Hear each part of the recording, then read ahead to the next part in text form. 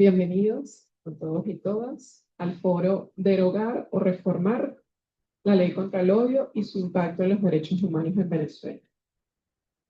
Como muchos de nosotros sabremos, la Ley contra el Odio es una regulación que fue sancionada en el año 2017 por en ese momento la Asamblea Nacional Constituyente, una entidad cuyo objetivo práctico en su momento era, y su único objetivo legal y práctico era de reformar la Constitución Nacional. El 2017 fue un año altamente conflictivo en términos sociales y políticos en el país.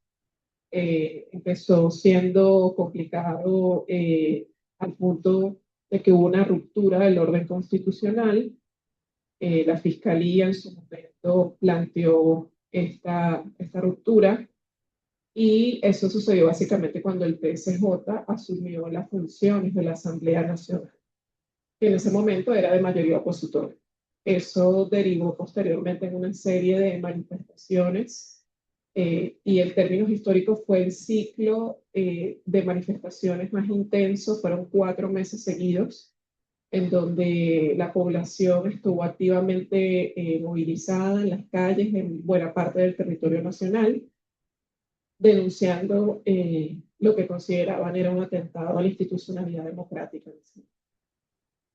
En ese contexto, además, esa alta movilización tuvo una represión importante, fuerte, estatalmente, es decir, distintos cuerpos de seguridad, funcionarios civiles y militares, en aquel llamado Plan Zamora, se articularon para reprimir las protestas.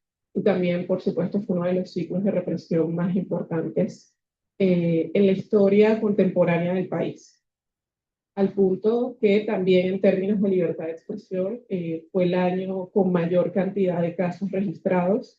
En 20 años todavía sigue siendo el año con mayor cantidad de violaciones a la libertad de expresión. Y bueno, eso en ese contexto, las protestas se dan entre abril y julio.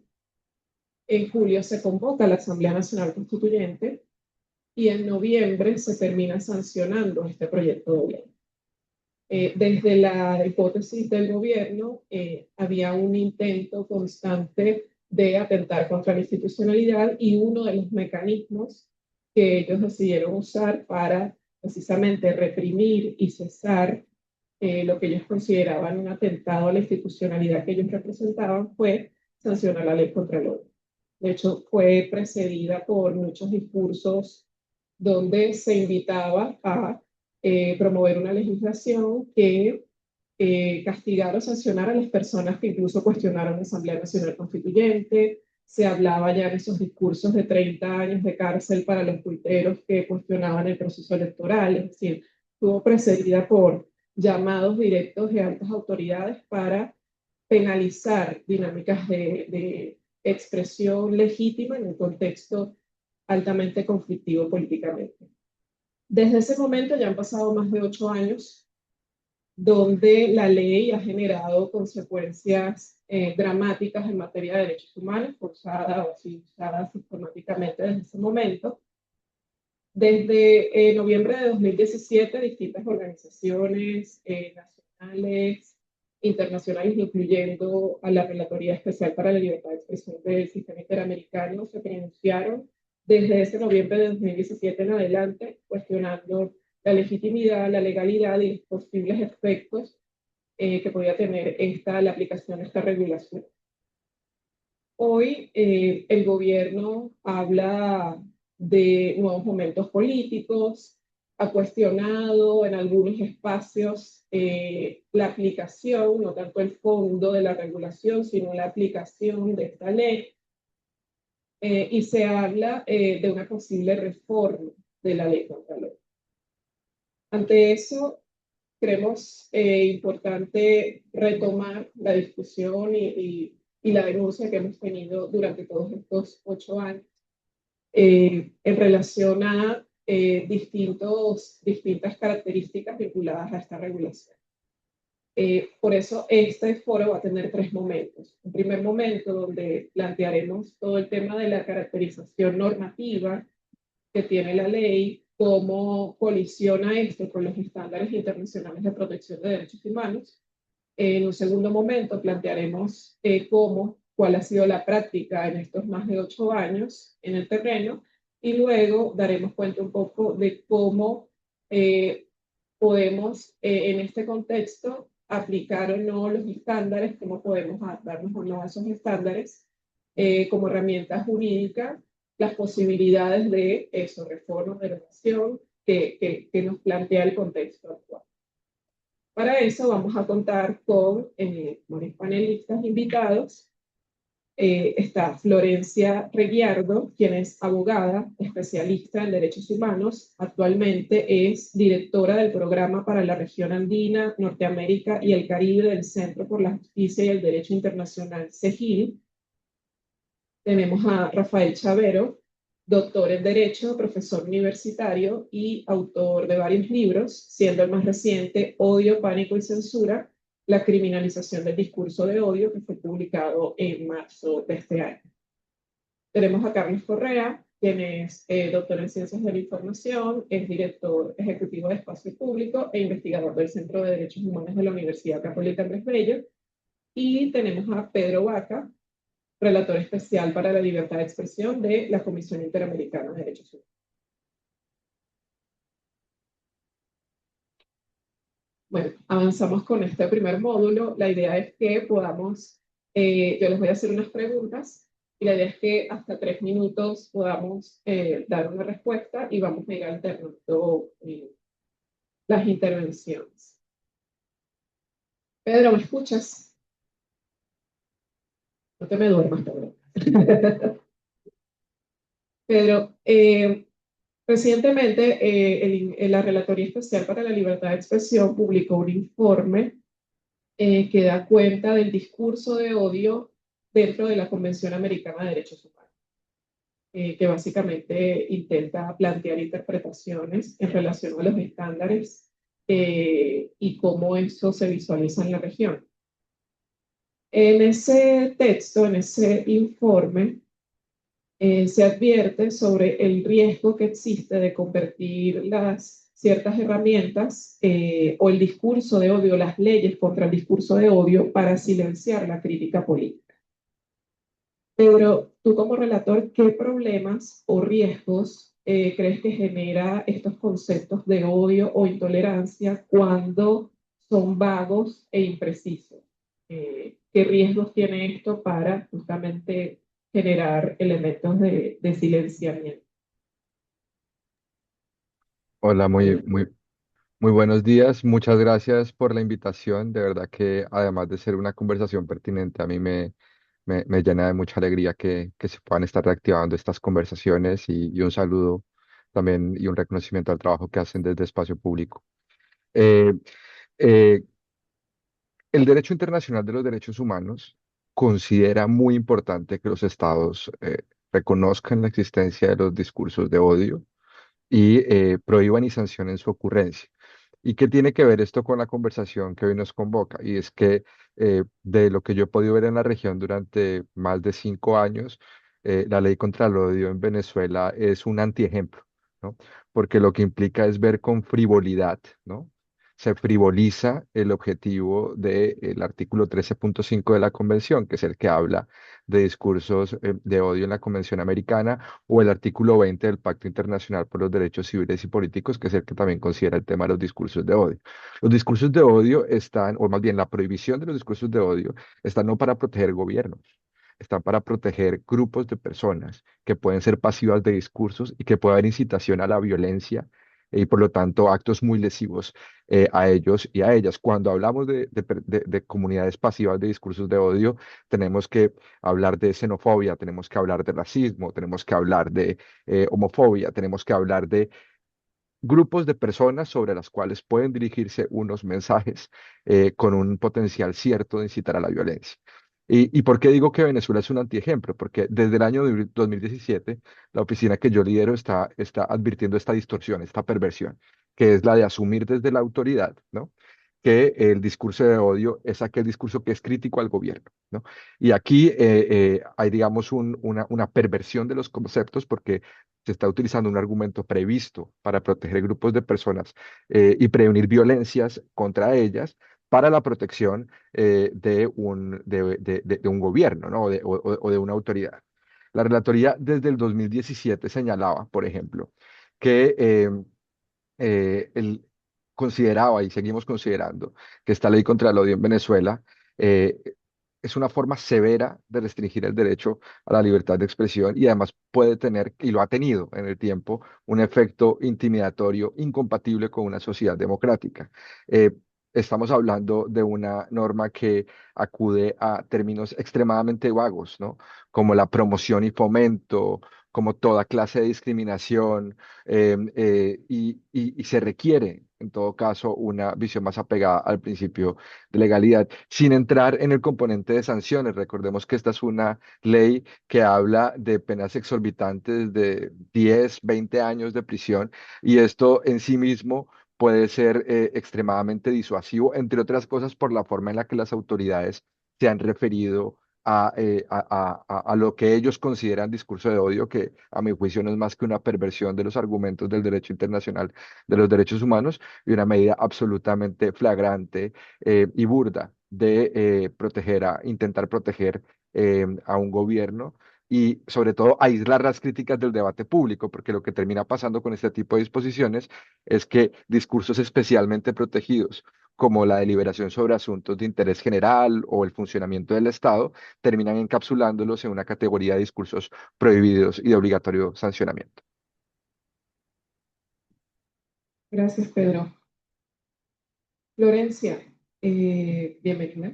Eh, Desde el estándar interamericano, ¿qué requisitos mínimos de claridad y precisión debería tener una norma sobre odio precisamente para no vulnerar el principio de legalidad a la luz de los estándares internacionales?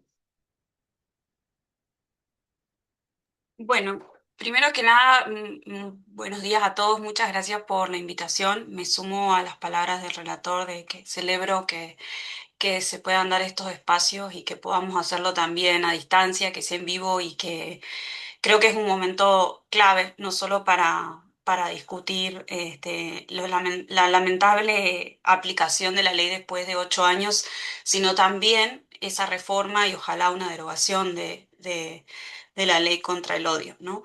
Em, en cuanto a tu perspectiva, María Isabel, creo que desde la perspectiva del principio de legalidad, uno de los aspectos más sensibles de la ley es la falta de claridad y precisión en la formulación de los tipos penales que aparecen, digamos, en la parte central de la ley. Y cuando no hay claridad, no hay precisión en los tipos penales, no hay tampoco seguridad jurídica. Es decir, digamos, los ciudadanos no pueden saber a qué están siendo sujetos y objetos ante la comisión de un delito, ¿no? Y creo que, bueno, abundan los ejemplos documentados por parte de la Comisión Interamericana, de la Relatoría, de la Misión de Determinación en estos años, ¿no? Sobre cómo se ha aplicado a situaciones totalmente absurdas esta normativa y han llegado a condenas irrisorias, ¿no?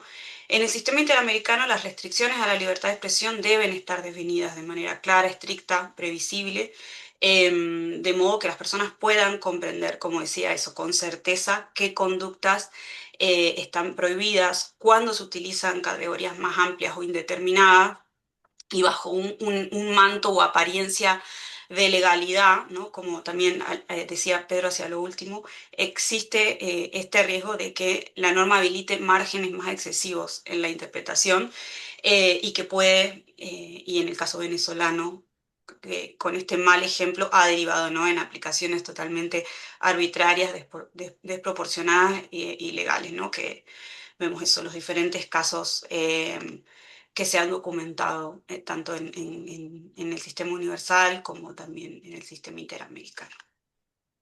Muchas gracias. Gracias, Florencia. Rafael, tú que has recientemente además publicado un texto que da cuenta de algunos casos, describes algunos casos y luego haces un análisis desde los estándares de la aplicación.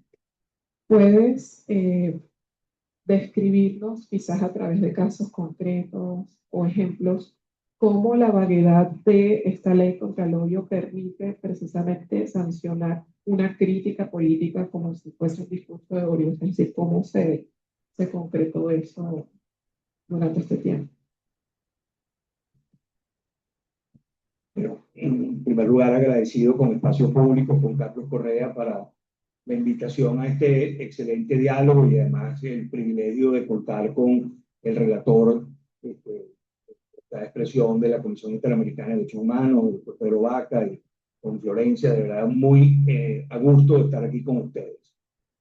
Bueno, en efecto, y quizás resumiendo en una frase lo que nos explicaba Florencia, lo determinante en una ley punitiva que establece penas, no de vista esto, de 10 a 20 años de prisión.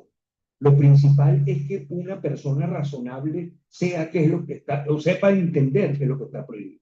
Y yo creo que no hay nadie en Venezuela que pueda decir con la sola lectura de la ley qué está prohibido y qué no está prohibido en relación a este discurso de odio. Y además la ley, si nos remontamos al contexto histórico que tú mencionabas al principio, es una ley eminentemente represiva. Ese es su objetivo. Su objetivo es reprimir, apagar la crítica política en virtud de un momento tenso que se vivía en el año 2017. De tal manera que su objetivo es represivo, fue deliberadamente creada de forma vaga e imprecisa. Debemos recordar que además es una ley que no tuvo ninguna discusión parlamentaria, fue presentado el proyecto por el presidente ante la Asamblea Nacional Constituyente, muy cuestionado funcionamiento, y en 2 horas fue publicada o fue aprobada esta ley que ha traído demasiadas perversas consecuencias. Gente con sentencias de 10, 20, 30 años de cárcel por cuestionar, por ejemplo, la demora en que, como se está distribuyendo el gas doméstico en una determinada comunidad, o por estampar a pedido de unos clientes unas camisas con una foto incómoda. Y ejemplos en el cual podemos seguirnos entendiendo, donde se nota claramente que la finalidad de la ley no es otra que silenciar la crítica política, que nada tiene que ver con el discurso de odio. Y esto es importante recalcarlo. El discurso de odio se monta en la idea de evitar la discriminación. Y ese para mí es el elemento fundamental del discurso de odio. Es aquel que está dirigido a burlarse, a denigrar a grupos o personas sensibles, no a los políticos, como nos decía el relator Pedro Vaca. Es decir, esta ley, lejos de estar protegiendo a grupos sensibles, ha sido utilizado para proteger al gobierno y ha sido la principal herramienta y escudo protector frente a cualquier cuestionamiento que se haga. Además, esta ley tiene una potencia y una desproporcionalidad gigantesca. Pasa por encima de las normas penales que ya existían, pero que el gobierno consideró que eran muy nobles. Es decir, eso de que la gente pueda estar 2 años preso o 3 años preso, o ni siquiera estar preso, sino estar sujeto a una pena condicional, eso no le gustaba. Necesitaban generar terror, pánico. Y eso es lo que logró la ley contra el odio. Un pánico que uno siente en los muchachos, en las personas de la tercera edad, de que tienen miedo hasta de mandar un mensaje de WhatsApp a un grupo privado donde favorezcan a algún líder opositor, donde cuestionen a un personaje de gobierno. Es decir, la ley, y esto hay que reconocerlo, ha sido muy efectiva con el objetivo que se plantearon, que fue generar un absoluto silencio. Entonces, yo creo que es importante resaltar que la ley se monta en la excusa de la protección frente al odio, pero que nada tiene que ver con lo que finalmente legislaron y para lo cual lo han aplicado. Entonces, insisto, una ley que fue deliberadamente hecha de forma vaga y imprecisa para meter en ese saco cualquier cosa que se le ocurra a el aparato represivo del Estado. Gracias, Rafael. Siguiendo un poco la idea de cómo un poco se ha concretado, cómo se ha concretado en parte esta estructura. Carlos, ¿crees que justamente la imprecisión de esa norma responde a qué? A eso, a un error deliberado de técnica legislativa o a un diseño deliberado e intencional de discrecionalidad para que los jueces puedan tener margen de interpretación? Bueno, yo voy a hacer primero publicidad. Este, recomiendo ampliamente el libro de Rafael. Rafael es un libro que además empieza contando casos. Hay un caso acá y hace un análisis de esos casos. Creo que es un esfuerzo pertinente para este momento y lo recomiendo ampliamente. También recomiendo dos trabajos que están en el sitio web. Uno que hizo Marisabel con Ivanova del equipo de espacio y otro que hicimos nosotros sobre esto, el de la ley de Contralor. Yo creo que la técnica legislativa que se caracteriza por vaguedad, imprecisión en la definición de los presuntos delitos y penas sensiblemente altas y desproporcionadas, no solo está en esta ley. Lo podemos ver en la ley de responsabilidad social en radio y televisión. Es decir, es una técnica legislativa. La definición es líquida de tal manera de que el paraguas sea tan grande que cualquiera puede ser afectado por esa ley o por esa norma y unas penas brutales, ¿no? Y una de las características por eso creo que es una dinámica deliberada, no es una dinámica, y además creo que es una técnica que la vaguedad tiene que ver con la vagancia, es decir, el esfuerzo de hacer una ley con un pensamiento crítico que defina con claridad, un poco lo que decía Rafael antes, de que sea previsible. Bueno, esta ley me obliga y yo tengo claridad, eso no se aplica en esta ley. Y además tiene otra consecuencia, que es que la lógica de discrecionalidad no se concentra en la pirámide del poder, sino que la lógica de discrecionalidad es transversal. También está en el ámbito más local.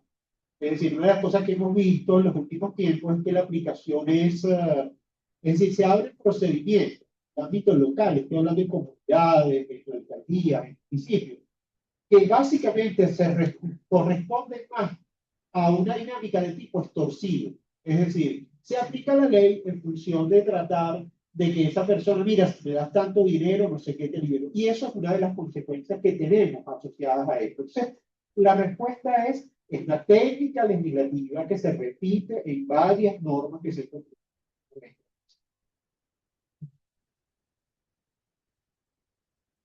Gracias, Carlos. Entonces, en este primer acercamiento en relación a las características de la norma, tenemos que desde a nivel de los estándares constituye, según Pedro, una perversión de los conceptos, una frivolización del discurso de odio y por lo tanto desnaturaliza el objetivo de prestar atención a este tipo de discursos que básicamente, como planteaba Rafael, es evitar la discriminación y proteger a grupos vulnerables, no proteger a las autoridades. Esto está permeado y posibilitado por una imprecisión de los tipos penales, donde efectivamente las personas no saben qué delito están cometiendo porque no hay una definición clara. Y hay un objetivo, se plantea, al menos desde el inicio, a nivel práctico y teórico, un objetivo político y represivo vinculado al contexto en el que se da la ley y como vimos en más de 8 años, las razones y los contextos en los cuales se aplican siguen teniendo motivaciones políticas.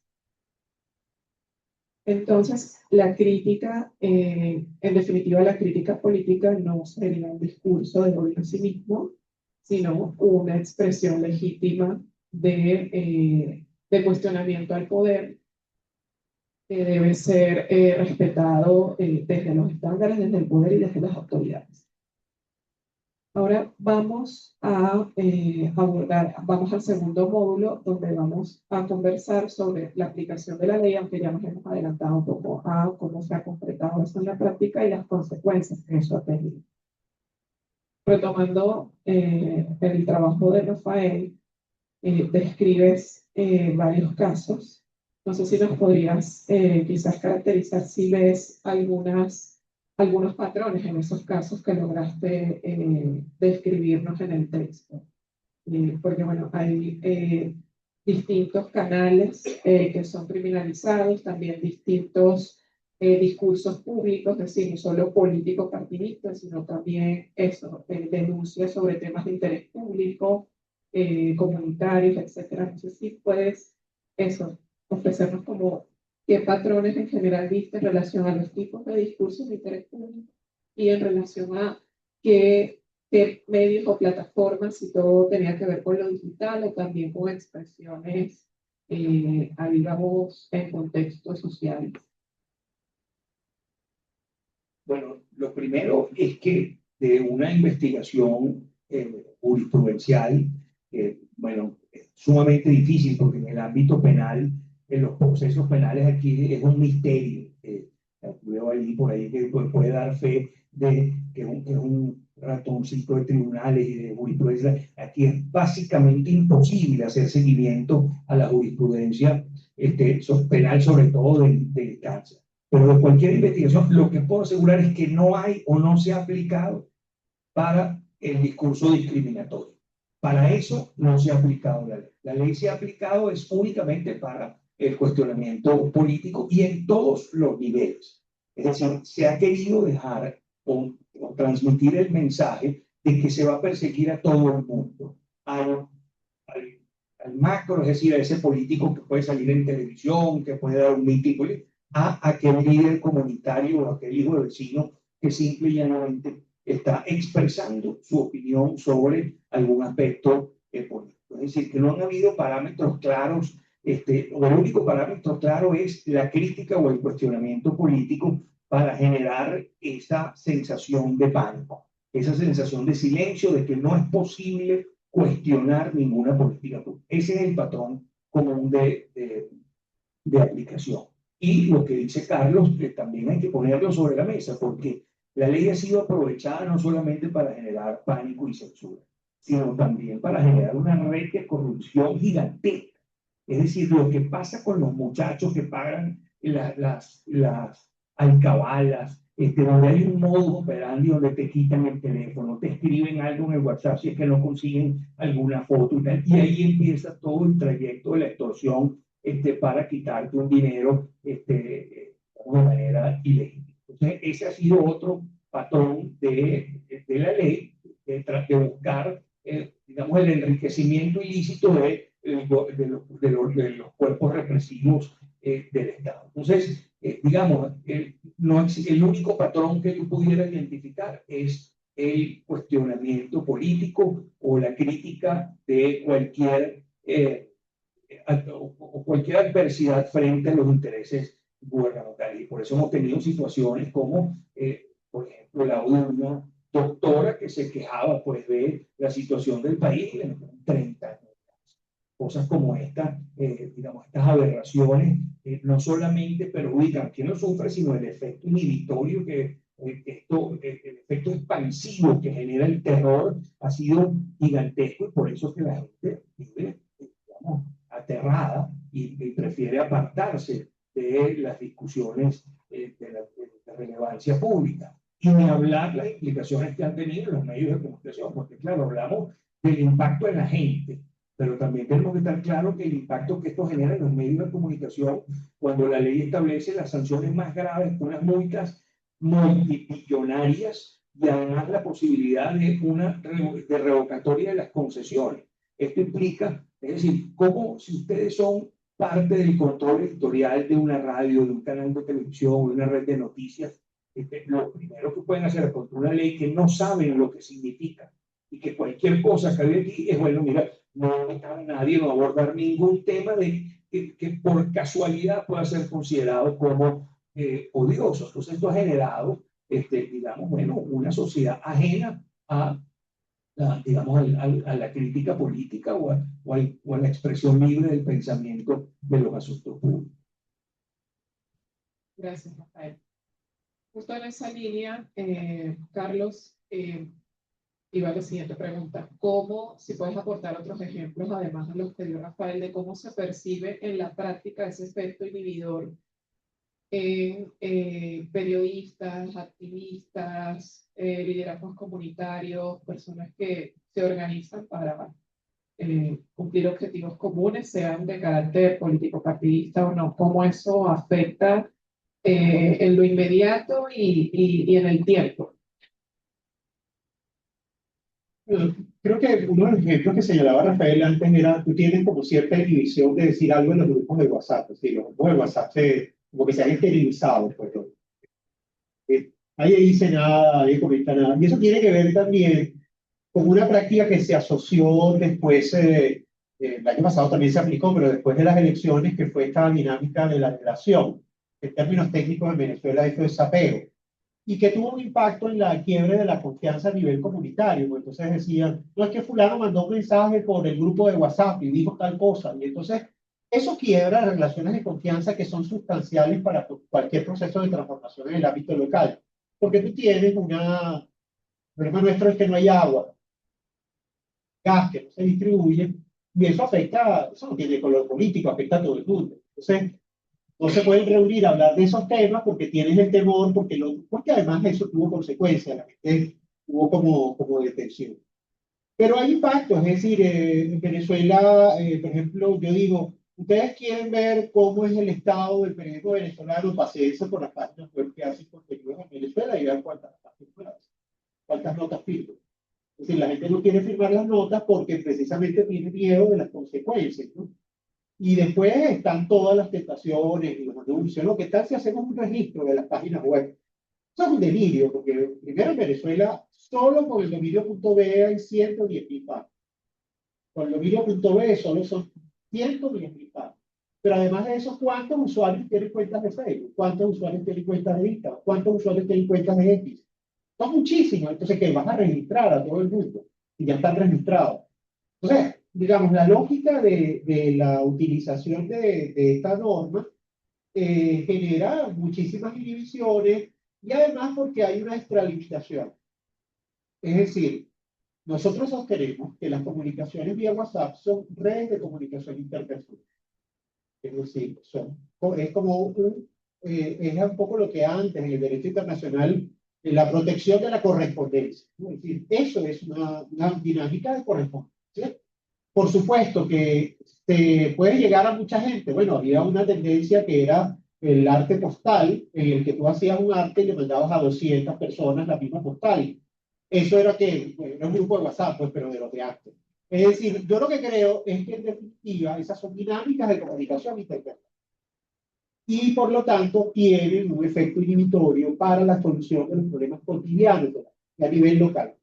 Vean, o sea, casos que el de Manuel, pues, hay un proceso, un operativo, y él es un líder social y le parece que está produciéndose un operativo policial, un abuso, él lo graba y lo transmite por TikTok. Practican el link contra el odio y tiene la pena. No tiene sentido. Entonces, ¿cuál es el impacto? Otro líder social que ve que yo me atropello no dice nada, ¿no? Estas prácticas de las que tú tienes mucha más experiencia que nosotros, que es no tengas nada importante en el celular, borra todos los archivos, todo, ¿no? Revisa todo. Sí. Tiene una incidencia, es decir, por ejemplo, en el proceso que está abierto contra mí, las incitaciones al odio que encontraron son unos mensajes de WhatsApp que están en mi cuenta de WhatsApp. Yo no tuiteé desde el 2017, 2018, de Twitter, sí, perdón, es Twitter, que no WhatsApp, Twitter. Y básicamente lo que yo hice fue el resumen de una audiencia pública de la Comisión Interamericana de Derechos Humanos. Que yo le dije al Estado esto y esto, que es pública, es decir, que se transmitió, está en YouTube. No sé si en ese momento el Estado estaba allí, pero es una audiencia pública y uso de una instancia en el sistema internacional.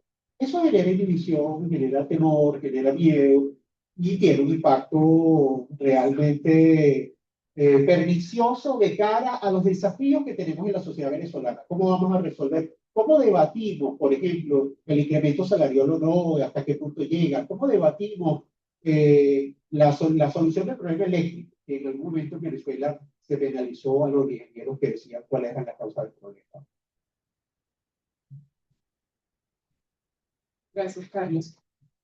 Teniendo en cuenta la diferencia clara, pareciera que existe entre la crítica legítima, la crítica política legítima y lo que se entiende en Venezuela o lo que las autoridades entienden por discurso de odio. Yo quiero preguntar tanto a Florencia como a Pedro si tienen referencias en la región, no en Venezuela, que por la distinción bastante más clara por justamente la frivolización que se hace del discurso.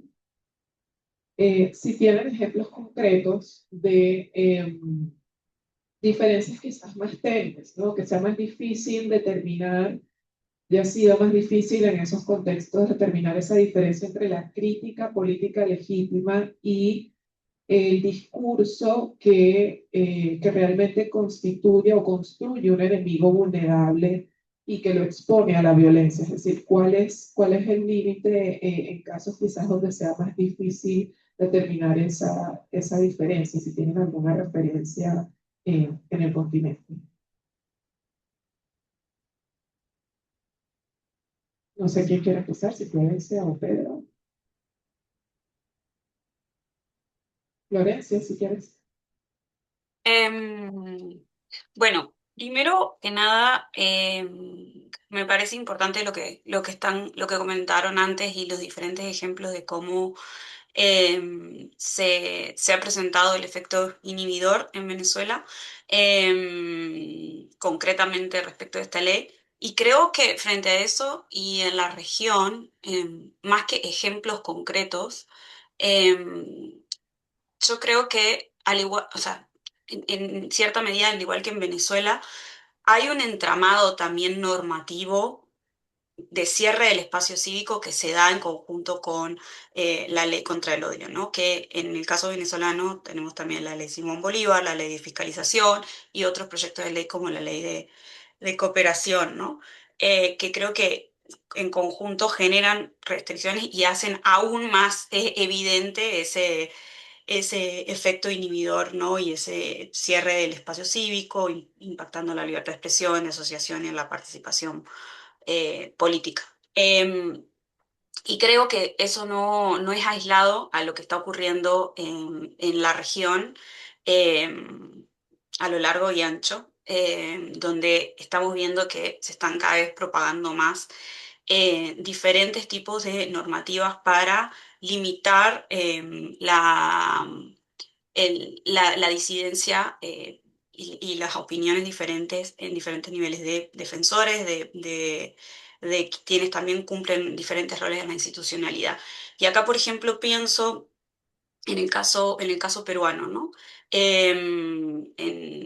En Perú ahora se está atravesando un proceso de elecciones y una de las formas en las cuales no solo digamos, se ha buscado impedir que algunas voces participen del debate público, no solo como limitando tengan funciones públicas, sino también, por ejemplo, limitando posibilidad de participar y de elegir a quienes están en la carrera política. Y acá pienso, por ejemplo, en la actual presidenta del Colegio de Abogados de Lima, que antes era la ex fiscal de la Nación en Perú, a quien por tener una sanción y la imposibilidad de ejercer cargos públicos por 10 años, por una decisión administrativa, se le limitó su derecho al voto. Y ahora, frente a, digamos, a las acciones judiciales que ella ha emprendido, también se busca, por medio del Congreso, que está teniendo un fuerte control, digamos, del poder en el país, se está buscando limitar que ella pueda seguir siendo la presidenta del Colegio de Abogados de Lima, que también cumple un rol en la institucionalidad porque es quien puede presentar denuncias de inconstitucionalidad contra determinadas normativas. También participa de procesos de elección digamos, de ciertos cargos que son claves en el país para mantener, digamos, un control y balance de poderes. Bueno, creo que lo dejaría por ahí en el caso, pero creo decir que el caso peruano no es aislado. Me parece que este tipo también de diferentes normativas para restringir la participación, como contaba Carlos también, su propio caso, ¿no? De cómo fue utilizada su participación ante la comisión para llevar adelante lo que fue, bueno, su desaparición, detención y también el proceso que está llevando adelante. Hoy lo estamos viendo en este momento en otros países de la región, también para acallar incluso esas voces que se presentan en espacios públicos a nivel internacional. Lo vimos ahora también la semana pasada en Perú con el caso de un juez que fue no ratificado en su posición después de haber participado en una audiencia ante la comisión. Lo dejo por ahí, Pedro, no sé si vos querés dar más ejemplos. No, muchas gracias por la conversación y creo que la forma de abordarlo más pedagógicamente es un poco exponiendo que el sistema interamericano tiene en su artículo 13.1 a 13.5 toda una receta de descripción del derecho a la libertad de expresión. Desde el artículo 13.1 que habla de las garantías hasta el artículo 13.5 que habla de las prohibiciones y sanciones. Entonces, yo les invito un poco a imaginar una línea, ¿no? Horizontal, donde en un extremo tenemos mayor protección y en otro tenemos prohibiciones, ¿no?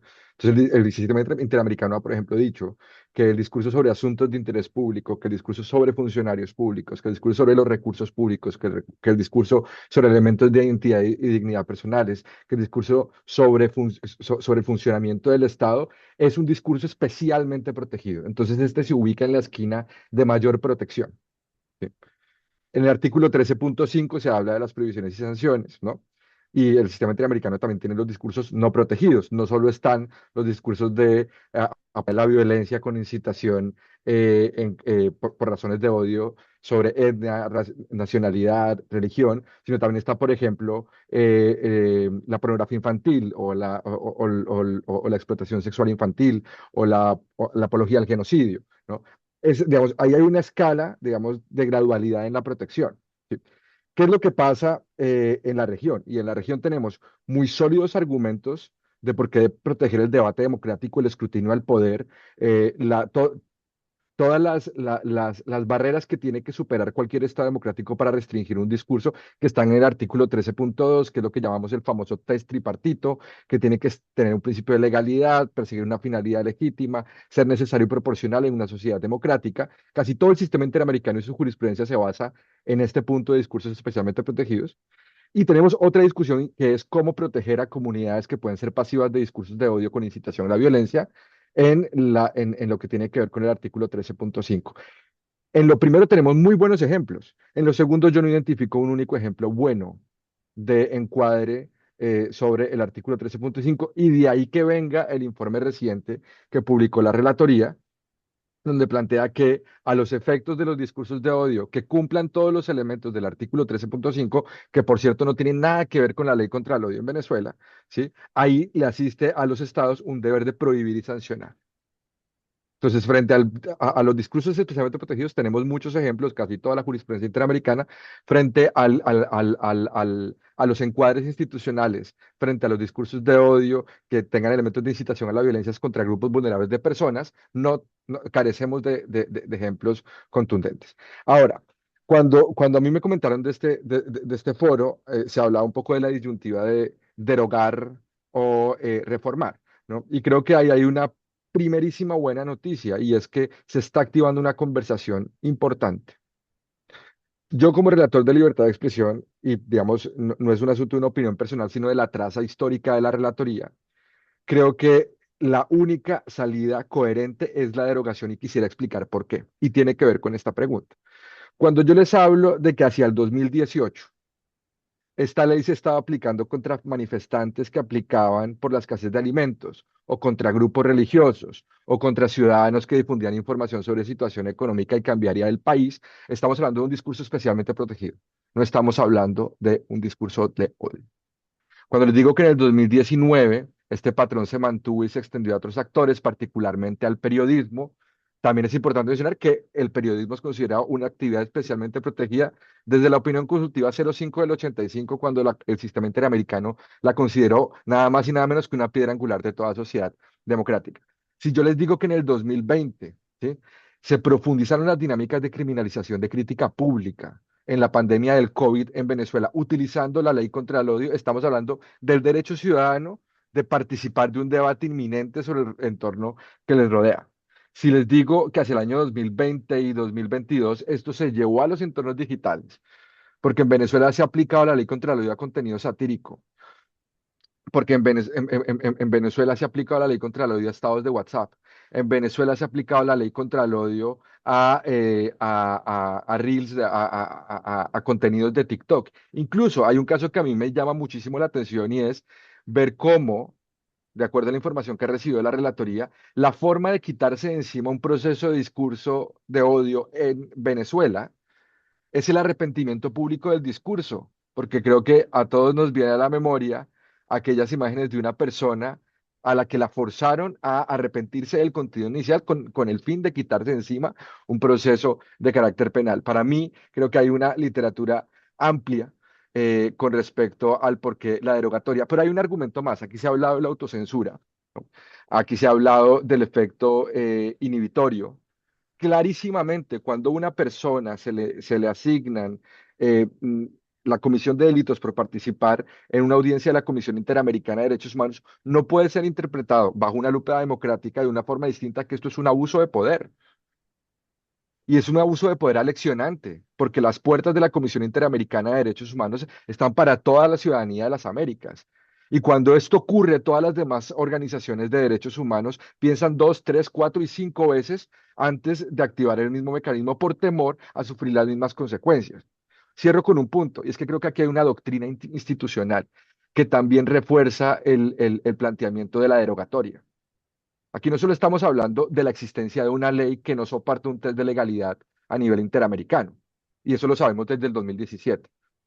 Aquí estamos hablando de una doctrina institucional donde hay policiales, fiscales, jueces, políticos que han venido martillando a lo largo de los años, haciendo ver a toda la ciudadanía que una crítica es un delito. Y por lo tanto, la prioridad de un país como Venezuela es recuperar el discurso especialmente protegido de las garantías al mismo. Y ahí creo que hay suficientes elementos para pensar en una derogatoria, sobre todo porque es un país que ojalá pueda pasar por un camino de no solo derogación de esta ley, sino de derogación de una doctrina institucional que es alérgica a la crítica y que no ha ahorrado ningún tipo de esfuerzo en hacerle saber a todo crítico que la cárcel es un destino. Gracias, Pedro. Bueno, nos has hecho un repaso por el historial de aplicación de la ley en Venezuela, teniendo en cuenta todos escenarios políticos, sociales, contextos, medios o plataformas en las cuales se ha aplicado la ley, lo que implica que abiertamente es una contradicción en relación a los estándares. Entonces, en función de eso, vamos al tercer y último módulo, donde intentaremos entender cómo entonces podemos interpretar o podemos, en función del contexto actual, ajustarnos al derecho internacional y las opciones aplicables en relación a esta regulación. Florencia, yo te pregunto, ¿qué mensaje le darías a un juez, por ejemplo, que enfrenta una acusación en relación a delitos de odio, teniendo en cuenta la regulación de la ley contra el odio, pero qué opciones tiene puntuales a nivel del sistema, la Convención Americana, teniendo en cuenta todo el contexto de división que plantea la ley? ¿Cómo puede proceder un juez en relación a una acusación de esa naturaleza basado en esta regulación? Bueno, muchas gracias por esta última pregunta. Y antes de levantar este punto, quiero señalar uno que no hablamos durante el panel, y es que también la ley establece la imprescriptibilidad de todos los delitos. Y eso no es un punto menor desde los estándares del derecho internacional y desde todo lo que ha dicho la Comisión y la Corte Interamericana, ¿no? Y sobre eso quiero señalar que la imprescriptibilidad es una excepción muy limitada, que se usa únicamente para los crímenes más graves, ¿no? El genocidio, los crímenes de lesa humanidad, los crímenes de guerra. Y estos delitos tienen características específicas, ¿no? Implican violencia extrema, forman parte de ataques sistemáticos generalizados que afectan bienes jurídicos y fundamentales como la vida, la integridad. Y es por eso que son imprescriptibles y buscan evitar una impunidad. Entonces, sumo a esto a los elementos que hemos venido hablando a lo largo del espacio, también para mostrar un poco esa antiley que se dijo desde el principio y el objetivo político que desde el principio tuvo la ley, que es acallar la disidencia, ¿no? Ahora, yendo a tu pregunta y al rol del juez, creo que si tuviera que transmitir un mensaje general, diría que incluso en estos contextos normativos complejos, los jueces siguen teniendo un rol clave como garantes de la compatibilidad de las normas con los estándares internacionales de derechos humanos. Y acá hablo desde los jueces de menor instancia hasta los de mayor instancia, y creo que además en el contexto venezolano, que está atravesando grandes cambios y que va a haber, o sea, una reforma de la justicia, va a haber nuevos jueces que no sabemos por qué proceso van a pasar, si siguen siendo del mismo tono de los que estamos viendo ahora en procesos acelerados y que no son acordes a la Constitución en Venezuela. Pero es importante igual resaltarlo y tenerlo en cuenta. En el sistema interamericano creo que esto se traduce en el deber de ejercer también lo que se conoce como el control de convencionalidad, ¿no? Y esto llega a todos los estados que son parte del sistema interamericano, es decir, la obligación de interpretar y aplicar el derecho interno de una manera consistente con la Convención Americana de Derechos Humanos y la jurisprudencia de la Corte y otros tratados interamericanos a los cuales se han suscrito, ¿no? Y implica también que frente a esas normas que se presentan ambigüedades o tensiones con los estándares internacionales como es esta ley, los jueces pueden y deben optar por interpretaciones que favorezcan a la protección de derechos. No es lo que hemos visto en Venezuela en estos 8 años, y sin duda coincido totalmente con lo que decía Pedro antes.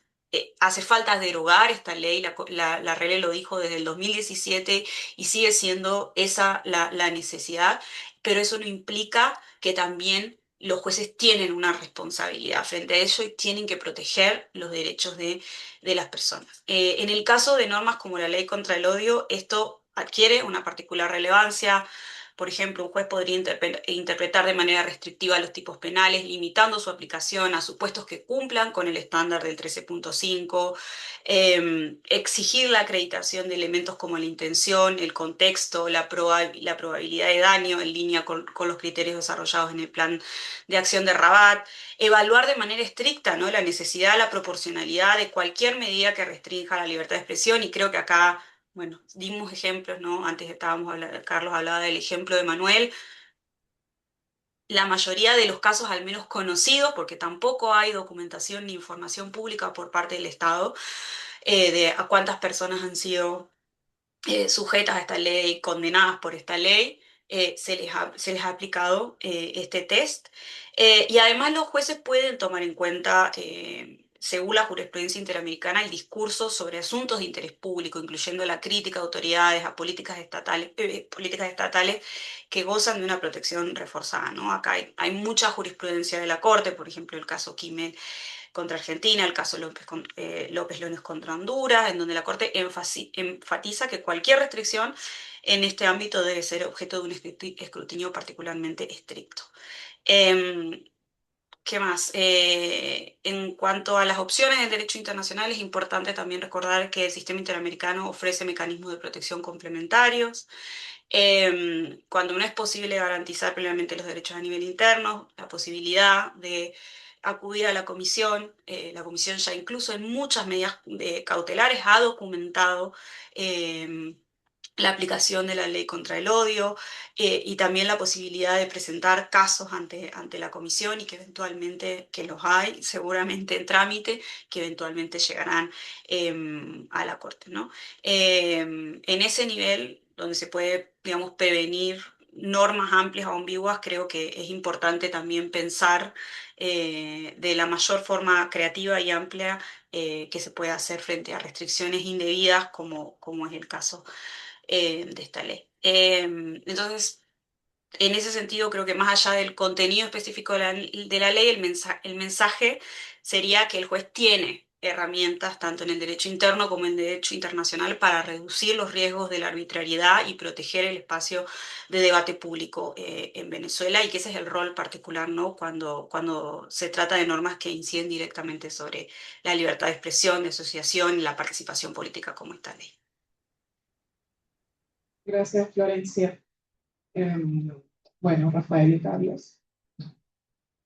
Hay que reformar, ya tenemos una posición bastante clara de nuestros invitados. Les pregunto a ustedes, en el contexto local, en las alternativas reales, prácticas, conociendo las menudencias y lo que se puede conocer y lo que no, de cómo actúa nuestra Asamblea Nacional, ¿es viable derogar, aunque sea lo ideal, es viable políticamente?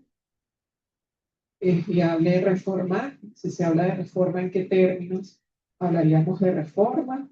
Que sea aceptable en materia del derecho internacional de los derechos humanos. ¿Quieren empezar? Bueno, yo creo que va a ser igual de categórico que quienes me precedieron. Yo creo que categóricamente hay que promulgar, promocionar, impulsar la derogatoria inmediata. Tiene que ser parte de nuestra agenda cotidiana. El defenestrar esta aberración que ha generado tanto daño en la sociedad. No podemos tener medias tintas con él. Es una deuda que tienen los políticos actuales y los que vengan, el de tratar de salir de esa legislación.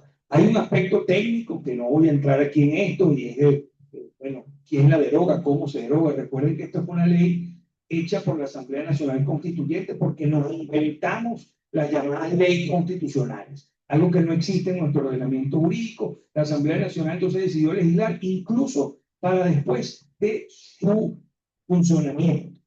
Entonces, esta es una ley que, bueno, va a tener que derogar la Asamblea Nacional a una ley de la Asamblea Nacional Constituyente. Entonces entra toda esa discusión de si la supraconstitucionalidad y todo ese disparate constitucional que crearon para ponerle encima a un parlamento elegido democráticamente en el año 2015. Pero, insisto, nosotros no tenemos las condiciones en Venezuela para tener una ley como esta o parecida. No tenemos una decisión que haya dicho de manera categórica que, por ejemplo, la libertad de expresión debe ser más protegida frente al debate político. Nada de eso, ni de cerca. Tenemos jurisprudencia más bien que dice lo contrario y que defiende esos delitos de injuria y esos delitos de ofensa a los funcionarios públicos. No tenemos una cultura protectora del derecho a la libertad de expresión, y eso hay que decirlo claramente. Entonces, ponernos como una técnica legislativa precisa para tratar de establecer los estándares, cuándo sí, cuándo no, creo que no estamos preparados para eso, y yo creo que esta es una ley malintencionada, fue una ley que nace de un contexto político perverso y que no juega ningún rol en la Venezuela que queremos, en la Venezuela que nos merecemos. Yo creo que hay que ser enfático con esto, porque si no, si dejamos que la inercia se lleve esto, vamos a quedar como le encanta a este tipo de gobierno, tener una ley de aplicación selectiva. Con esas leyes que están por ahí, que bueno, normalmente no se aplican hasta que nos las mandan a aplicar a alguien en particular, y a él se le cae todo el peso de la ley. Eso no lo podemos tolerar. No podemos tolerar que exista el miedo que siente nuestra sociedad frente a la existencia de esta ley. Entonces yo quiero ser categórico y me uno a la opinión del relator y a la opinión de Florella de que esto no es tolerable, no es moldeable, no es matizable, aquí no se puede matizar esta aberración, esto tiene que cancelarse. Ya veremos después en una oportunidad cómo tendremos que cumplir esos compromisos internacionales, la Convención contra, digamos, racismo, contra el genocidio, se verá cómo se atiende eso. Yo soy de los que pienso que hay que educar, prevenir, antes de establecer leyes represivas que impliquen privación de libertad, que tiene que ser la última alternativa para situaciones realmente graves. Pero podemos tolerar que hablemos de una pena de 10 a 20 años, o sea, estamos en el siglo XXI, por Dios. ¿Cómo es posible que hayamos admitido esto? Yo estoy seguro que unos pocos años más adelante veremos lo que pasó en la aplicación de esta ley de la misma forma como hoy vemos la esclavitud. Con la misma vergüenza vamos a ver esta. Entonces esto simple y llanamente es una ley vergonzosa que no cabe en una sociedad democrática y que tenemos que unir todas las fuerzas posibles de todas las redes, todas las organizaciones, lograr la finalidad última de eliminar, de derogar esta nefasta legislación que tanto va. Bueno, yo voy a tomarme el consenso, dada la vehemencia de las expresiones. Yo creo que esta ley no tiene reforma, eso no tiene arreglo posible, es decir, esa es una ley que no tiene, no sirve para nada más que para construir terrorismo. Es decir, no es una ley que protege, es decir, lo que decía, tampoco yo he buscado, no he encontrado, pues, ningún caso asociado a una discriminación que esté consona con los estándares. Eso es como la ley de responsabilidad radio y televisión, que era para proteger niños, niñas y adolescentes, y no se ha protegido a ningún niño y adolescente porque se utilizó solo para castigar a medios de comunicación por la cobertura informativa de naturaleza política. Eso absolutamente se debía. Hay un discurso ahí que siempre está que ay, y nosotros que estamos, que somos funcionarios, no tenemos derechos humanos. Hay mecanismos para eso. Hay réplica, hay rectificación, hay mecanismos que no. El debate, el valor fundamental es tener un debate libre, vigoroso, que permita hacer escrutinio de los asuntos de interés público. Y además, en Venezuela, la ley, el derecho penal, ya incluye las expresiones que conducen efectivamente a lo que es incitación a la violencia. Que eso es lo que podrías proteger, pero ya está. Igual hay que hacer una reforma del Código Penal. Y además, yo, por ejemplo, creo que junto con la derogatoria de esta ley, que yo creo que hay que hacerlo, lo puede hacer la Sala Constitucional. El problema es que a nosotros, a la sociedad venezolana, nos arrebataron la posibilidad de tener una acción de nulidad por intereses difusos o colectivos, porque ahora ese monopolio lo tiene la Defensoría del Pueblo, es una asistencia de la Sala Constitucional, no lo podemos hacer nosotros unilateralmente. Pero la Sala Constitucional puede decir que se deroga la ley. Un juez, como decía Florencia, puede decir esto no lo aplico porque es inconstitucional. Sencillamente, es más, las instancias auxiliares del Poder Judicial podrían dejar de aplicar estos tipos. Hoy, sin necesidad de la derogatoria, yo creo que hay que derogarlo, pero lo podrían hacer, pero yo creo que hay que derogarlo claramente. Es un artefacto que genera intimidación, es un aparato que genera miedo, temor, y es posible construir paz con miedo, es decir, si el discurso público es de paz, hay que derogar esta ley y creo que hay que acabar con ella. Y creo, en esa misma línea, creo que hay que avanzar a una dinámica de protección de las comunicaciones. Es decir, la protección de todo lo que es una inmunidad total de las plataformas de mensajería frente a los delitos de opinión, protegiendo el derecho a la privacidad. Es decir, eso es un anhelo normativo. Si hay que hacerlo, tiene que ser por una medida judicial, no puede ser una dinámica arbitraria del Ministerio Público o de un funcionario de a pie que dice, dame acá el teléfono, ponme la clave, yo quiero ver lo que sabes. Y creo que si hubiera que proteger las dinámicas discriminatorias asociadas a grupos vulnerables, LGTBI, indígenas, todos ese universo que son los universos protegidos en el artículo 13, como bien decía Pedro, pues hay que ir a la vía civil, no a la vía penal. Y después, la otra cosa que no podemos aceptar son leyes que pretendan invadir la esfera de las buenas prácticas. Es decir, la definición desde los marcos normativos de lo que es ético y de lo que no es ético. Es decir, la dinámica de las buenas prácticas se construye a partir de la plena libertad. Si yo veo que una práctica no es adecuada, los distintos grupos hacen el debate sobre eso. Y no solo eso, no subestimar las capacidades de la gente, porque se actúa como si la gente fuera una especie de consumidor pasivo que no delibera sobre lo que tiene. No, al contrario, hay que permitir que efectivamente la gente pueda deliberar sobre eso. Es preferible la algarabía al silencio. Gracias. Pedro, aquí en la audiencia, creo que no lo logras ver con la cámara, pero tenemos varias personas que trabajan en organizaciones de derechos humanos, en organizaciones sociales, activistas, periodistas. ¿Qué recomendación nos podrías dar como sociedad civil o a la sociedad civil venezolana ante este proceso actual de discusión, de debate público en relación a una posible reforma o mirar a una derogatoria de la ley contra el odio? Atendiendo un poco a la descripción de la audiencia, más que una recomendación, yo creo que toca empezar por un reconocimiento, porque desde mi trabajo, pues he sido testigo de que Venezuela es un lugar donde las condiciones son tremendamente adversas, han sido tremendamente adversas para el trabajo que hacen, y creo que hay un alto compromiso cívico, un alto compromiso con los valores democráticos detrás de las organizaciones que trabajan en derechos humanos en Venezuela, y creo que es más, creo yo, lo que estamos aprendiendo en la región de su fuerza, de su constancia, que lo que nosotros podemos recomendar. Ahora, desde el punto de vista además, un relator sabe que le correspondió ver estos últimos 6 años Venezuela.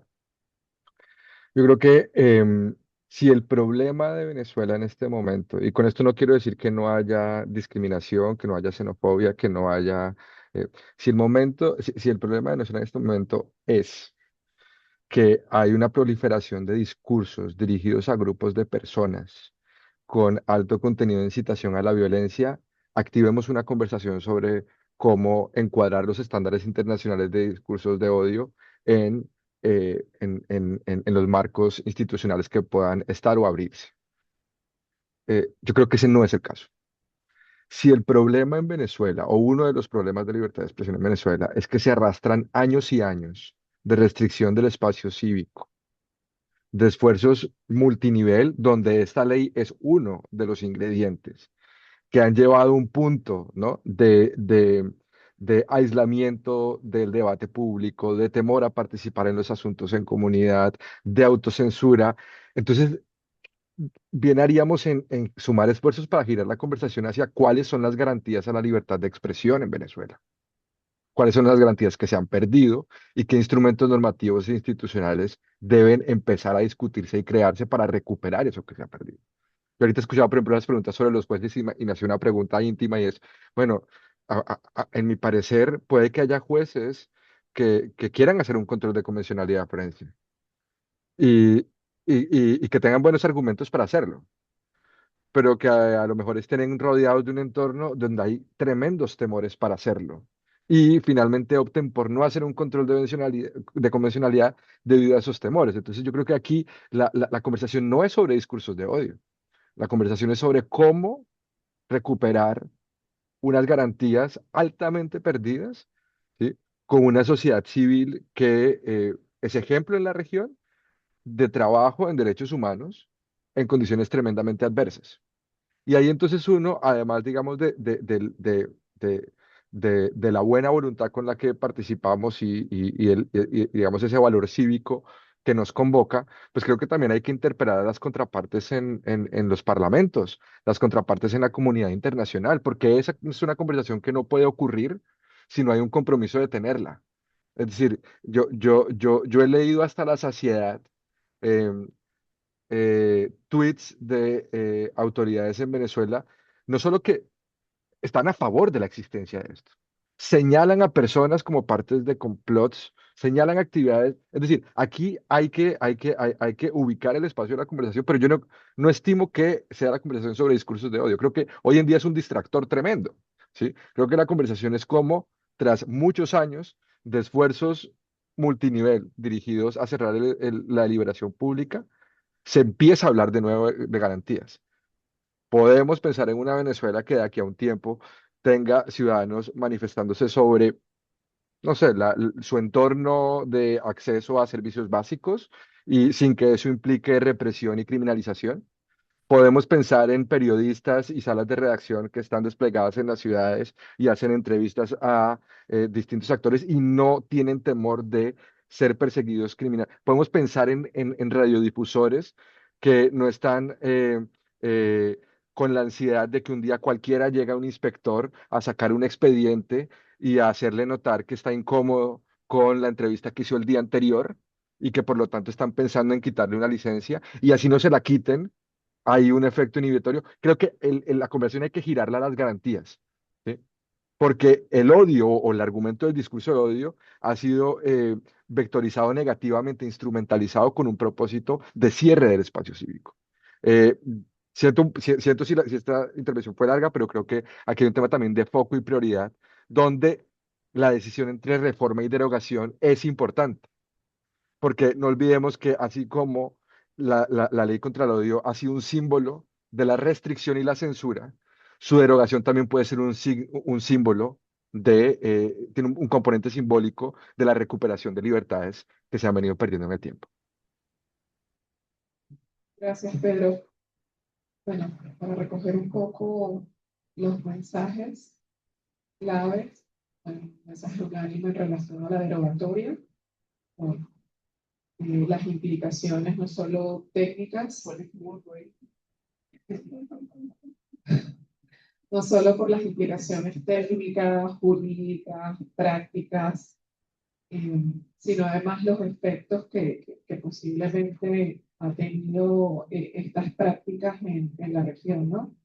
Eh, es decir, lograr institucionalizar una ley y además una estructura represiva que extiende los usos de esa ley más allá incluso de lo técnicamente legal, es decir, lo que hablaban de las extorsiones, de cómo policía o cualquier funcionario asoma la posibilidad de la ejecución de la ley ya constituye una amenaza para la persona de a pie en relación a sus comunicaciones, establecer una denuncia.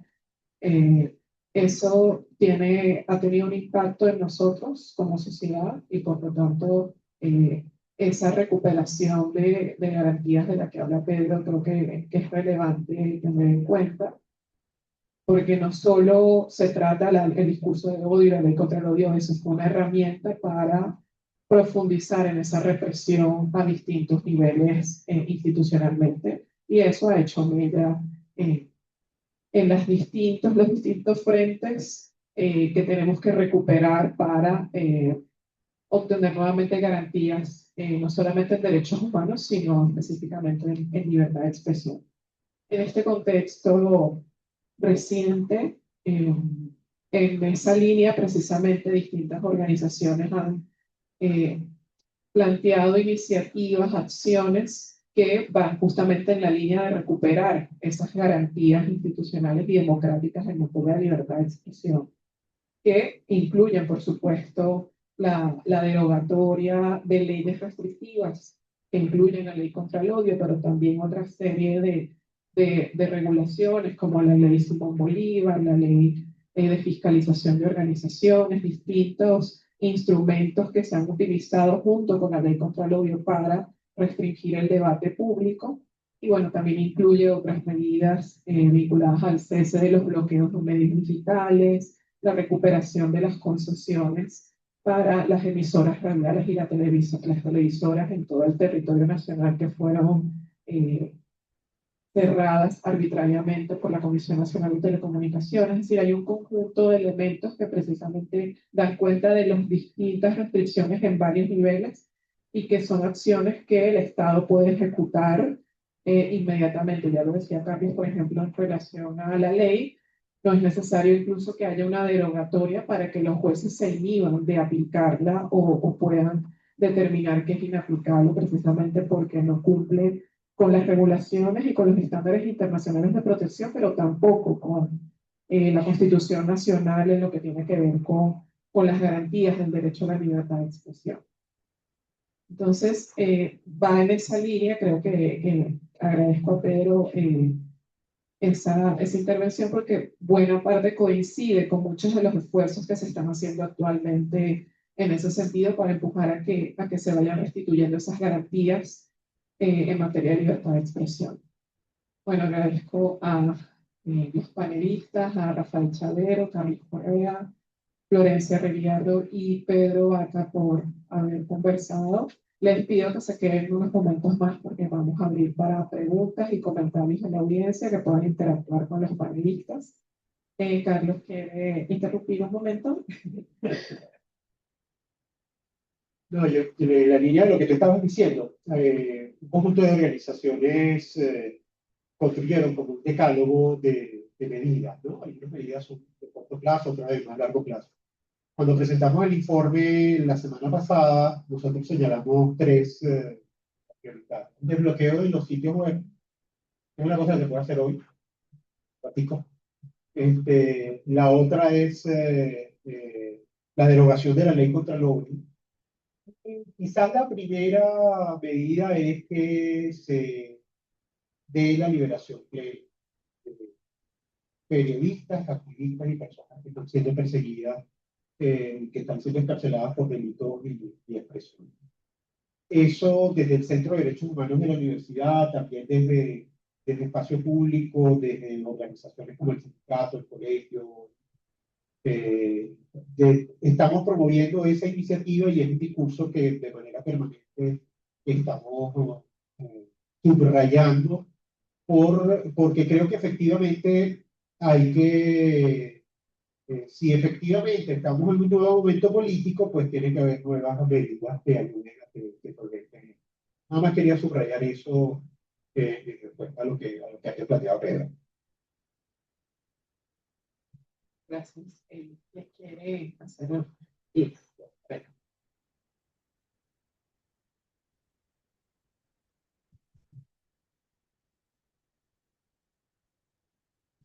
Hola, sí, una pregunta sobre todo para él. Yo soy poco optimista con que ya tengamos una derogación de esta ley y soy de los que piensa que inclusive no les conviene porque piensan que donde no están en el poder todavía les va a ser útil como una ley para protegerse y tener impunidad. Pero, como bien decía el profesor Carlos Correa, ¿qué pasa con las víctimas? Entonces, pongamos en el caso hipotético, se deroga la ley o no se deroga, pero ¿qué pasa con estas víctimas? Porque la ley de amnistía, corríjame si me equivoco, pero no cubrió muchas de estas personas que fueron enjuiciadas y condenadas por la ley contra Roe, así como por otras. Entonces, creo que es una acción súper urgente y quisiera saber, bueno, si la derogación no va, ¿qué podemos hacer desde la sociedad civil, desde la ciudadanía, para seguir presionando por la libertad de estas personas? Gracias. Y ahí está el quinto.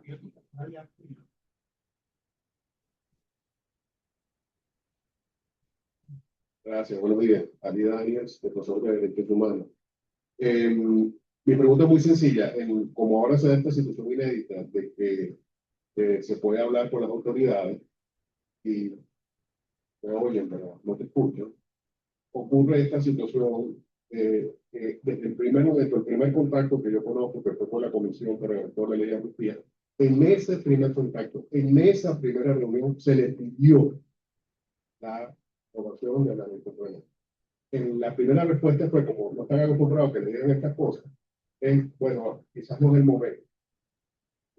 Pero después, en esa misma reunión, 3 horas después, dieron, bueno, es que el problema con la ley contra el odio no es la ley, sino su aplicación.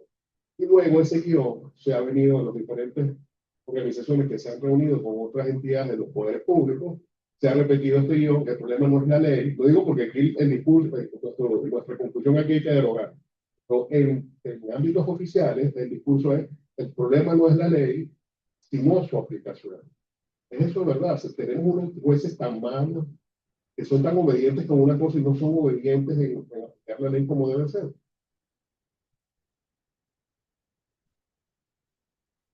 Buenos días. No sé si hay datos, lo pregunto. ¿Cuántas personas hay presas por la aplicación de la ley o por medir la aplicación de la ley? ¿Cómo proteger las comunicaciones privadas, como sucede con el WhatsApp? Pues, ¿cuál sería la vía legal para hacerlo? Y, a ver, a Delcy Rodríguez la llamaron mono, a María Paulina Machado la llaman sayón.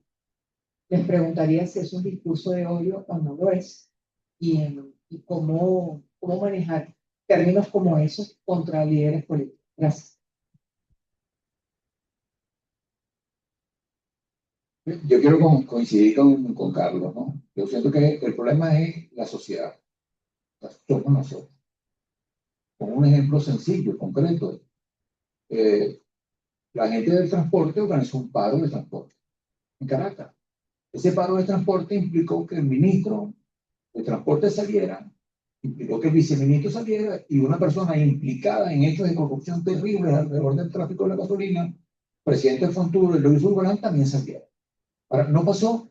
Luego de eso, ya hicieron cambios cosméticos y no pasó un poco nada. Ahora, la sociedad tiene que aprovechar ese espacio. Bueno, y cuando se estaba organizando eso, el temor de todos los compañeros es que lo iban a poner preso.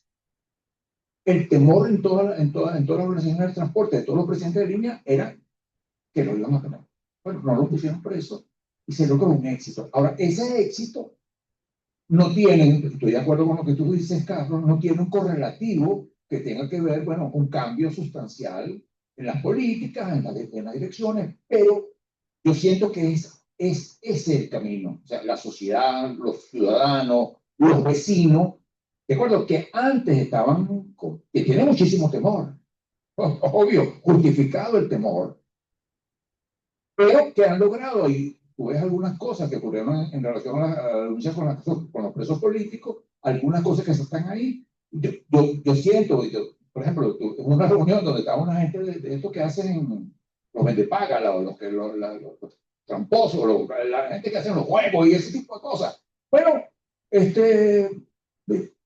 destituyen al potro, al tipo vinculado, y luego después él se presenta cuando hacen el cambio y no hay absolutamente nada. Pero en el seno de la sociedad, en el seno de todos esos factores, hay un conjunto de movimientos que siento que, como tú dices, Carlos, tienen que ser impulsados, tienen que ser reforzados y que obligue a esos funcionarios medios, a ese policía que está ahí, que es el que al final el que ejecuta eso, ese fiscal, que al final ese juez que ejecuta ese, que comience un proceso de desobediencia civil. No solamente el rechazo, 85% de rechazo significaría que esas personas deberían actuar de manera diferente. Pero bueno, eso no ocurre. La sociedad tiene que hacer algo, o sea, nosotros tenemos que asumir algo. O sea, entiendo, tú dices preso, bueno, esa es parte de este proceso. Yo quisiera hacer una proposición directa. Creo que este es el momento para que la sociedad civil, las organizaciones como Consenso, como la Red Naranja y con las redes de derechos humanos, nos tomemos la decisión de convocar a que la gran consigna venezolana sea la temática de la libertad de expresión. Y eso ya lo hicimos, escribí un artículo este domingo, pero también creo que puede ser la campaña desde hoy, en todo nuestro Twitter, en todo nuestro X, eliminar la ley del odio, eliminar el aparato jurídico que va en contra de la libertad individual.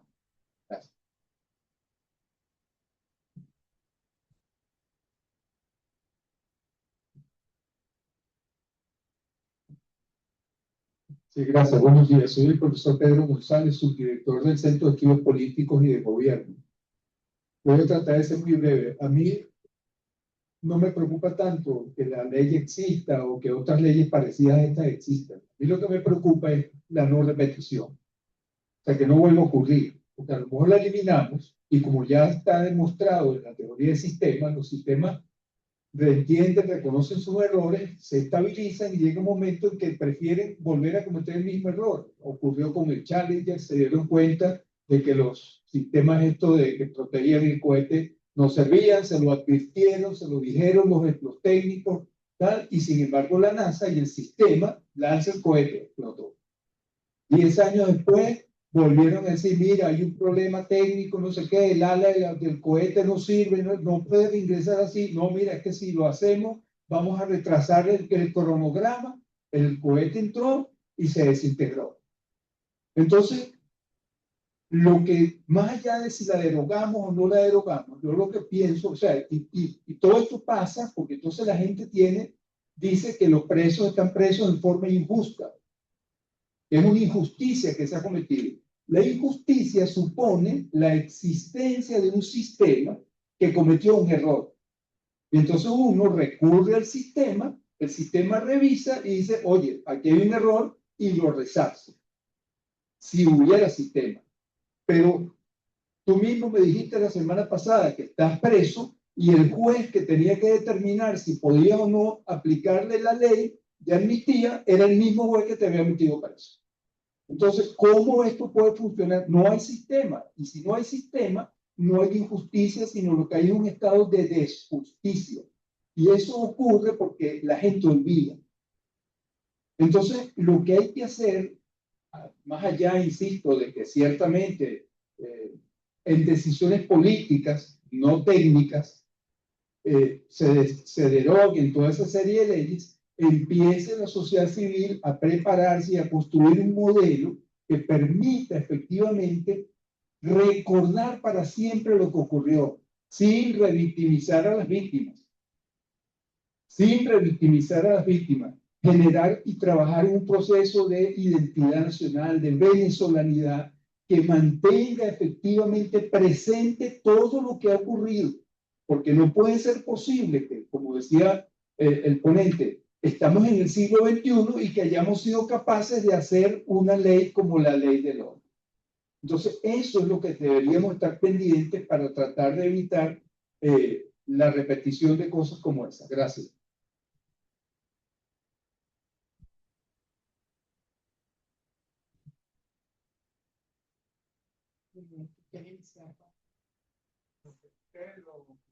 Empezamos aquí primero. Sí. Pedro, responde ahí lo que... ¿Voy? Va, gracias. No, muchas gracias por las preguntas y los comentarios. Tal vez quisiera concentrarme en una, cuando se hablaba de algún planteamiento que, digamos, de que la ley no es el problema es la implementación. Y, y un poco reflexionando el tiempo que me ha correspondido monitorear la situación de libertad de expresión en Venezuela y largo tiempo, ¿no? Em, yo soy un convencido de que detrás de todo esfuerzo sistémico de silenciamiento hay una enorme cobardía. La cobardía para no enfrentar la crítica que deviene en una protesta, la cobardía para tener que explicar la toma de una decisión pública, la cobardía para tener que explicar el cómo se ejerce el poder, ¿no? Y bueno, estamos en un panel de personas que hemos estado trabajando ya varios años, ¿no? Sobre libertad de expresión. En mi caso son 16 años, ¿no? Creo que tengo un respeto enorme dentro de la comunidad por todas las personas que nos acompañan en el panel. Y quisiera aclarar que creo que el consenso no es un consenso de que nos pusimos de acuerdo. Creo que es la conclusión a la que puede llegar las personas que nos hemos dedicado a ver los temas de libertad de expresión. Pero yo creo en el debate y estoy en total disponibilidad de que venga alguien a decirme por qué sí está bien la ley y a que intercambiamos argumentos, ¿no? Yo creo que quien defienda el texto de la ley contra el odio en Venezuela tiene toda la posibilidad de explicarnos por qué cree que es así. Pero ese es un debate también que también se ha clausurado en Venezuela. Si uno ve los informes de la relatoría, una de las quejas en el 2017 y 2018 era la falta de participación en el proceso de promulgación de esta ley. Ojo, luego es una ley que se impuso y no se discutió, o no se discutió a los ojos del anterior relator, ¿no? De Edison Lanza con respecto a este punto. Entonces, creo que esto me lleva a mí a decir, y entre otras cosas, la propia CIDH tiene la intención de visitar Venezuela. ¿Y qué mejor lugar para poder discutir el por qué haya otras personas que crean que la ley está bien, ¿sí? Que en el marco de un mecanismo completamente a los ojos de la comunidad internacional. Ojalá puedan derrotar esa cobardía, ¿no? Ojalá puedan tener la valentía de enfrentarse al debate y ojalá pueda esto derivar en mejores garantías a la libertad de expresión y a los derechos humanos en Venezuela. Gracias, Pedro. Lorenzo, no sé si quieres. Sí, sí, Perfecto. quizás. Adelante. ¿Me escuchan? Sí, ¿no? Yo quisiera retomar desde la pregunta inicial de qué más se puede hacer junto con exigir la derogación, ¿no? Que creo que lo hemos venido hablando. Y bueno, coincido totalmente en que esta discusión que va más allá, ¿no? de la ley, sino de la situación y del momento que se está viviendo en Venezuela. Y creo que en primer lugar no podemos dejar de exigir una excarcelación y liberación plena de todos los presos políticos en Venezuela. Decir que siguen ocurriendo detenciones a pesar de lo ocurrido a inicios de 2026, que sigue habiendo personas que hoy están siendo objeto de la ley contra el odio y de posibles condenas. O sea, no es algo que estamos hablando que pasó antes. Sigue ocurriendo en Venezuela a pesar de que se quiera dar una apariencia de que las cosas están cambiando y que estamos transitando hacia otra realidad en el país. Entonces me parece importante, por supuesto, aterrizar las discusiones como en este caso, pero sin lugar a duda también decir eso, ¿no? Que es importante tenerlo en cuenta. Y en ese sentido, quiero retomar justo el relator lo mencionaba, que es importante seguir exigiendo el acompañamiento y el escrutinio internacional integral. Estamos viendo que muchos organismos internacionales están retornando a Venezuela, volviendo a establecer relaciones con las autoridades. Y en ese retorno yo creo que tiene que haber necesariamente una exigencia de una mirada y un enfoque de derechos humanos que es necesario. Es necesario porque sin ello no va a haber una estabilidad, no va a haber un Estado de Derecho que permita que esas relaciones a largo plazo sean estables y puedan llegar a un buen puerto. Y ahí el retorno de la comisión, de la relatoría, que ya desde el año pasado vienen insistiendo en la importancia de regresar al país y del cual no hemos visto un cambio de posición por parte de las autoridades. El Estado sigue sin responder, sigue sin presentarse ante las audiencias de la Comisión Interamericana, ante la Corte Interamericana, lo mismo.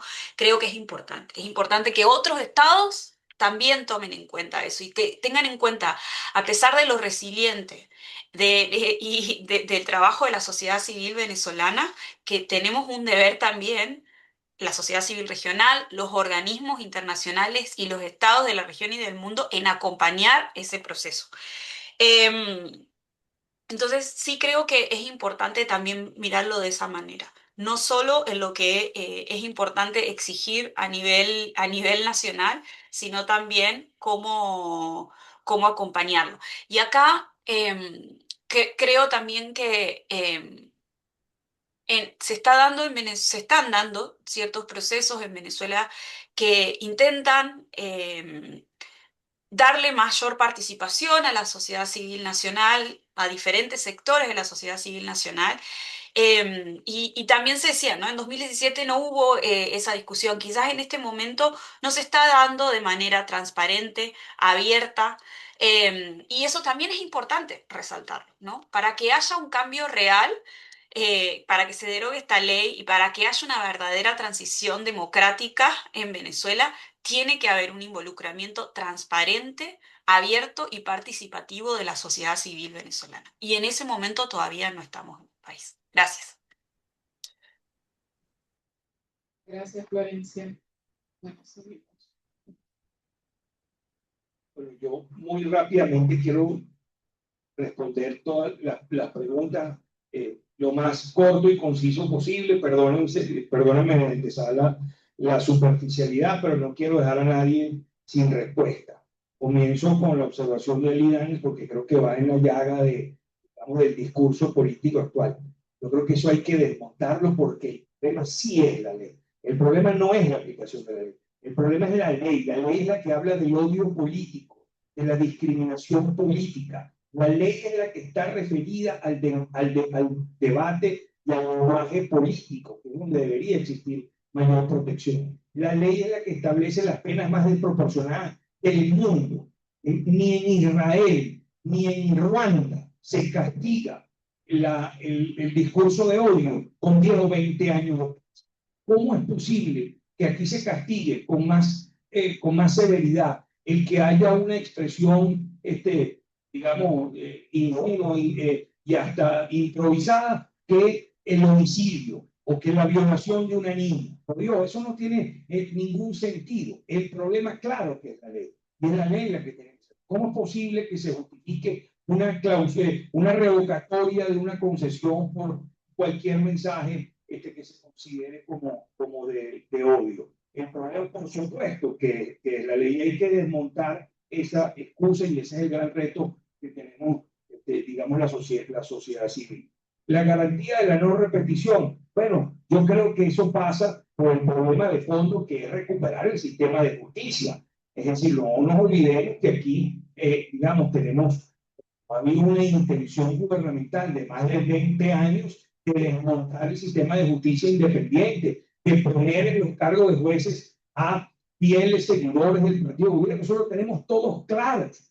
Todos los que han pasado por procesos penales saben que a veces el juez va del estrado a pedir perdón, a pedir disculpas. Yo no estoy aquí, pero es que me votan, es que, digamos, yo recibo instrucciones. Ese es el sistema de justicia que hemos creado y ese es el sistema de justicia que hay que acabar. No podemos hablar de reconstrucción democrática si no atacamos el sistema de justicia como uno de los pilares fundamentales para una democracia. Yo sí creo, con tu preocupación de qué hacemos con la víctima, con las personas que están privadas de la libertad, que derogándola, pero se crea lo que se llama la despenalización de la conducta y eso implica la retroactividad de la ley, implica, digamos, la puesta en libertad de cualquier persona que haya sido juzgada o que se encuentre juzgada por estos aberrantes delitos. El tema de si el insulto a una persona de pública como Mona, Sayona o lo que sea, bueno, pudiéramos discutir si eso no es un insulto, no es un insulto. Yo creo que las personas políticas tienen un grado de protección distinto al ciudadano. Yo quiero vivir en una sociedad donde nuestros líderes políticos sean capaces de rechazar esas afirmaciones tristes con más discursos, como de hecho ha pasado, o es que quedamos sin respuesta a ese insulto. No, fue producto de una crítica contundente, por cierto, de todos los sectores. Ahora, si voy a justificar 20 años de cárcel para el que haya dicho eso, no puedo estar de acuerdo con eso. Yo quiero tener líderes democráticos que sean capaces de resistir y de responder ese tipo de insultos sin necesidad de privar a la gente digamos, de su libertad. No sé si se me escapa alguna de las intervenciones, pero al menos algo. Recuerdo en algún momento Rafael me decía que estaba muy molesto porque le habían quitado su oficio. Sí, sentía los tribunales que no había forma de ejercer el derecho, ¿no? Entonces, y eso pasa, realmente nosotros tenemos una arquitectura legal que no se sostiene. O sea, está absolutamente deteriorada. O sea, se desgaja. Por eso que, por las razones que fueran, estas cosas que te dicen, pero también porque culturalmente es muy difícil que yo no voy a poder responder porque además ya respondieron todas, pero un poco la pregunta del profesor Pedro, creo que hay un elemento que sí podemos, que ha estado presente siempre, pero que podemos dar fe de lo que está pasando ahora. Es la emergencia de las organizaciones de familiares que están movilizadas en la calle. Y Pedro decía antes que nosotros no discutimos, mira, estamos de acuerdo, vamos a decir esto, porque es que somos herederos de una tradición que básicamente es el derecho, la tradición del derecho internacional de los derechos humanos, que tiene cantidad de experiencia acumulada y que también tiene experiencia acumulada en Venezuela y que entiende que la mejor manera de resolver es justicia, reparación, no repetición y memoria. Pero esa es la agenda. Es decir, esa es la agenda que mucha gente está construyendo y es lo que va a permitir que de alguna manera transformemos efectivamente el sistema para que estas cosas no vuelvan a ocurrir. Y eso cuando uno acompaña, está con las personas, está alrededor, se siente, o sea, se percibe. Ahora, hay que tener, yo a veces lo digo y me dicen que soy como un pesimista, tenemos que actuar por cosas que no vamos a ver. ¿Me explico? Tenemos que actuar con mirada de largo plazo. Y eso implica, por supuesto, un poco lo que nosotros queremos que haya pronto la liberación de todos, la liberación plena, que además lo que nos está pasando es que hemos podido documentar cantidad de cosas. Después vamos a poder ver que haya después la reparación, que ha ocasionado mucho daño. Pero también que se reforme, que se eliminen las leyes, y entonces hay que anotar, construir una agenda que tenga ese horizonte estratégico que permita que efectivamente estas cosas no vuelvan. Y eso hay que alimentarlo todos los días. Y así han sido otros movimientos de derechos humanos. Cuando empezaron, no sabían a la orilla en que iban a llegar. En ese sentido, creo yo en ese sentido, más allá del pesimismo de Carlos, creo que hay una voluntad importante. Creo que además este país no es posible si no resolvemos la necesaria, los espacios de libertad que permitan una liberación de la diversidad. Es decir, aquí nadie sobra, todos hacen falta y es importante que haya la liberación y que eso no implique la eliminación del otro. Entonces creo que ahí hay un esfuerzo muy, muy grande que hacer. Y eso implica tener la firmeza para sostener que haya tanto la justicia individual como la justicia colectiva, que conozcamos la verdad de quiénes son los responsables y que de alguna manera eso se pueda asumir. Entonces, en ese sentido, la derogatoria de la ley es una necesidad, o sea, es una barbaridad y además, y decía allí una cosa que es cierta, pero yo también he percibido algunos cambios. Lo que quiero decir es, no cambios, o sea, lo que quiero decir es, por ejemplo, alguna gente a nosotros nos proponía al principio, vamos a hacer una ley nueva o vamos a derogarla con otra ley. Y después los he escuchado diciendo, no, hay que derogarla. Entonces, lo que te quiero decir es que es un debate que tenemos que seguir dando y que tenemos que alimentar de manera sustancial.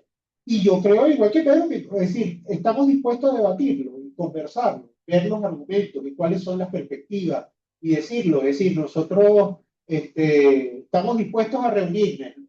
Lo que significa es que tienen que convencernos y que tienen que decirnos que efectivamente es la mejor práctica. Pero la tradición del derecho internacional dice que eso no sirve. Por eso, cuando aprobaron la ley, nosotros dijimos esto. La dijimos las organizaciones venezolanas, la dijo la relatoría que estaba Edinson en ese momento, lo han dicho muchísimas organizaciones. Y por eso creemos que hay una necesidad de derogar. Hay que mantener y decir que hay que derogar. No hay paz con la ley. Y la prueba de que esa ley ha sido un fracaso es que la ley no se llama ley contra el odio, porque es la ley contra el odio y la convivencia y la paz. Y entonces la prueba es que fracasó, que han tenido que sacar un programa para la paz y la convivencia ahora. Es decir, no sirvió para el sentido que no era ese, por supuesto, era la criminalización de la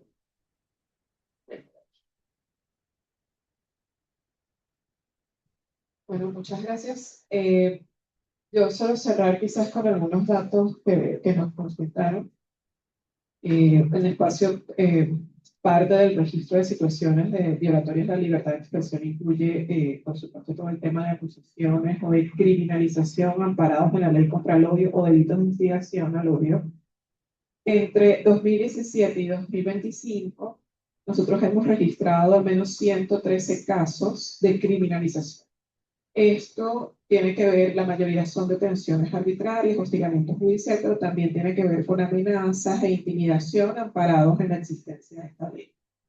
En 2025, de detenciones propiamente, al menos 14 estaban vinculadas expresamente a delitos de incitación. No puedo dejar de mencionar los casos de personas que actualmente están detenidas, Yorman Acevedo y Manuel Sánchez, que están procesados por temas de instigación al odio y en este momento se encuentran privados de libertad. Esos son los casos que hasta la fecha. Con esto, bueno, creo que cerramos la sesión de hoy. Les agradezco a los ponentes, a Pedro, a Florencia, a Rafael y a Carlos.